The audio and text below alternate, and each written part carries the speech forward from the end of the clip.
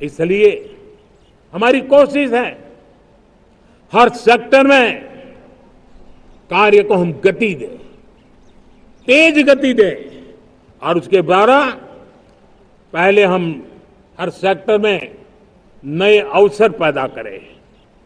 दूसरा, ये बदलती हुई व्यवस्थाओं के लिए जो सपोर्टिव इंफ्रास्ट्रक्चर चाहिए, उन इंफ्रास्ट्रक्चर पर हम बदलाव के मजबूती देने की दिशा में काम करें। और तीसरी बात है, नागरिकों की मूलभूत सुविधाओं के विषय में हम प्राथमिकता दें, उसको बल दें।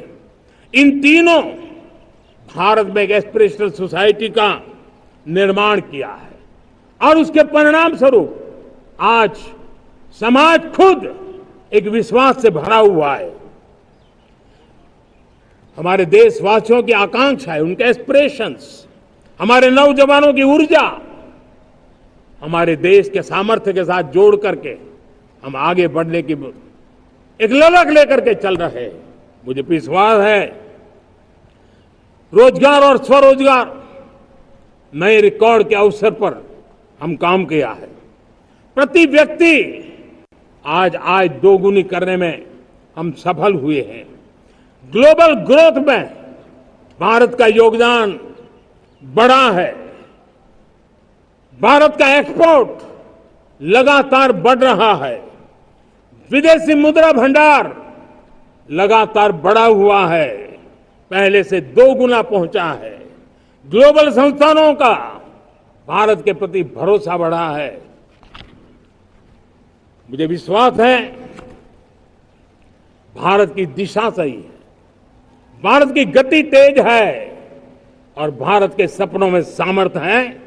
लेकिन इन सबके साथ संवेदनशीलता का हमारा मार्ग हमारे लिए ऊर्जा में एक नई चेतना भरता है। हमारे कार्य की शैली है, समभाव भी चाहिए, ममभाव भी चाहिए, उसको लेकर के हम चल रहे हैं। साथियों, मैं जब कोरोना काल को याद करता हूं, कोरोना की वैश्विक महामारी के बीच सबसे तेजी से इकोनॉमी को बेहतर बनाने वाला कोई देश है तो वो देश भारत है। तब लगता है कि हमारी दिशा सही है। जब जात पात मत पंथ ऊपर उठकर हर घर तिरंगा फहराया जाता है, तब लगता है देश की दिशा सही है। आज पूरा देश तिरंगा है, हर घर तिरंगा है। न कोई जात है, न कोई पात है, न कोई ऊंच है, न कोई नीच है, सभी भारतीय है। यही तो हमारी दिखाई ताकत है। जब हम 25 करोड़ लोगों को गरीबी से बाहर निकालते हैं, तब हमारा विश्वास पक्का हो जाता है कि हमने गति को बराबर मेंटेन किया है और सपनों को साकार करना दूर नहीं है। जब 100 से अधिक आकांक्षी जिले अपने अपने राज्य के अच्छे जिलों की स्पर्धा कर रहे हैं, बराबरी करने लगे हैं, तो हमें लगता है कि हमारी दिशा और गति दोनों सामर्थ्यवान है।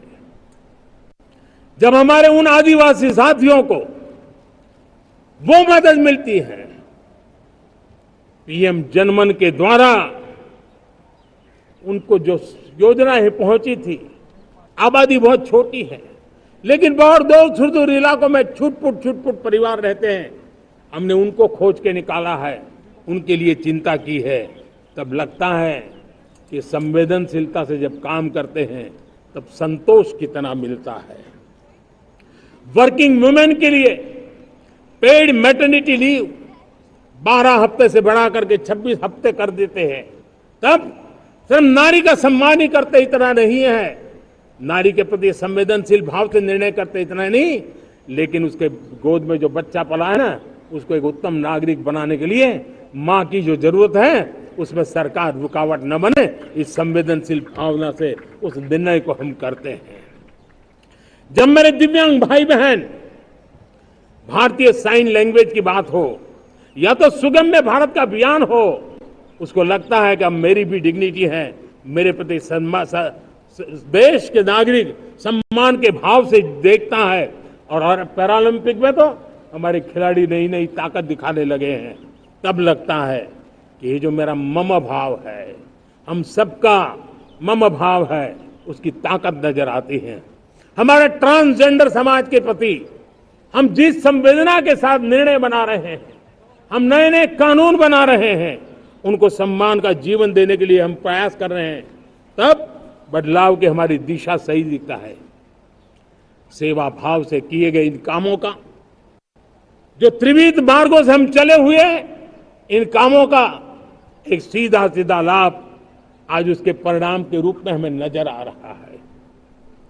60 साल बाद लगातार तीसरी बार आपने हमें देश सेवा का मौका दिया है। मेरे 140 करोड़ देशवासी, आपने जो आशीर्वाद दिए हैं, उस आशीर्वाद में मेरे लिए एक ही संदेश है, जन जन की सेवा, हर परिवार की सेवा, हर क्षेत्र की सेवा, और सेवा भाव से समाज की शक्ति को साथ लेकर के विकास की नई ऊंचाइयों पर पहुंचना। 2047 विकसित भारत के सपने को लेकर के चलना, उसी एक संदेश को लेकर मैं आज लाल किले की प्राचीर से हमें आशीर्वाद देने के लिए मैं कोटि कोटि देशवासियों का सर झुका करके आभार व्यक्त करता हूं। मैं उनके प्रति नतमस्तक होता हूं और मैं उनको विश्वास दिलाता हूं कि हमें नई ऊंचाइयों को नए जोश के साथ आगे बढ़ना है। हमें सिर्फ जो हो गया है वो संतोष मान करके बैठने वाले हम लोग नहीं हैं, वो हमारे संस्कार में नहीं है। हम कुछ और करने के लिए, कुछ और आगे बढ़ने के लिए और कुछ और नई ऊंचाइयों को पार करने के लिए हम आगे बढ़ना चाहते हैं। विकास को, समृद्धि को, सपनों को साकार करने को, संकल्प को लिए जीवन खपाने को हम अपना स्वभाव बनाना चाहते हैं, देशवासियों का स्वभाव बनाना चाहते हैं। मेरे प्यारे देशवासियों, आज नई शिक्षा नीति बहुत एक मात्रा में कई राज्यों ने उसको अच्छा इनिशिएटिव लिए है और उसके कारण आज एक 21वीं सदी के अनुरूप हमारी शिक्षा व्यवस्था को जो हम बल देना चाहते हैं और विकसित भारत के सपने के लिए जिस प्रकार से मानव समूह तैयार करना चाहते हैं, नई शिक्षा नीति बहुत बड़ी भूमिका अदा। मैं नहीं चाहता हूं कि मेरे देश के नौजवानों को अब विदेशों में पढ़ने के लिए मजबूर होना पड़े। मध्यम वर्गीय परिवार के लाखों करोड़ों रुपया बच्चों को विदेश पढ़ने के लिए भेजने में खर्च हो जाए। हाँ, ऐसी शिक्षा व्यवस्था का विकसित करना चाहते हैं कि मेरे देश के नौजवानों को विदेश जाना न पड़े, मेरे मध्यम वर्गीय परिवारों को लाखों करोड़ रुपया खर्च करना न पड़े। इतना ही नहीं, ऐसे संस्थान निर्माण हो ताकि विदेशों से लोग भारत के अंदर उनका मुंह मोड़े। अभी अभी हमने बिहार का हमारा गौरवप्रद इतिहास रहा है, नालंदा यूनिवर्सिटी का पुनर्निर्माण किया है। फिर से एक बार नालंदा यूनिवर्सिटी काम करना शुरू कर दिया है, लेकिन हमें शिक्षा के क्षेत्र में फिर से एक बार सदियों पुराने उस नालंदा स्पिरिट को जगाना होगा, उस नालंदा स्पिरिट को जीना होगा, उस नालंदा स्पिरिट को लेकर के बड़े विश्वास के साथ विश्व की ज्ञान की परंपराओं को नई चेतना देने का काम हमें करना होगा। मुझे पक्का विश्वास है कि नई शिक्षा नीति ने मातृभाषा पर बल दिया है। मैं राज्य सरकारों से कहूंगा, मैं देश की सभी संस्थानों से कहूंगा कि भाषा के कारण हमारे देश की टैलेंट को रुकावट नहीं आनी चाहिए, भाषा अवरुद्ध नहीं होनी चाहिए। मातृभाषा का सामर्थ्य हमारे देश के छोटे छोटे गरीब से गरीब मां के बेटे को भी सपने पूरा करने का ताकत देता है। और इसलिए हमने हमारी मातृभाषा में पढ़ाई, जीवन में मातृभाषा का स्थान, परिवार में मातृभाषा का स्थान, उसकी ओर हमें बल देना होगा। मेरे प्यारे देशवासियों, जिस प्रकार से आज विश्व का में बदलाव नजर आ रहा है और तब जाकर के स्किल का महत्व बहुत बढ़ गया है।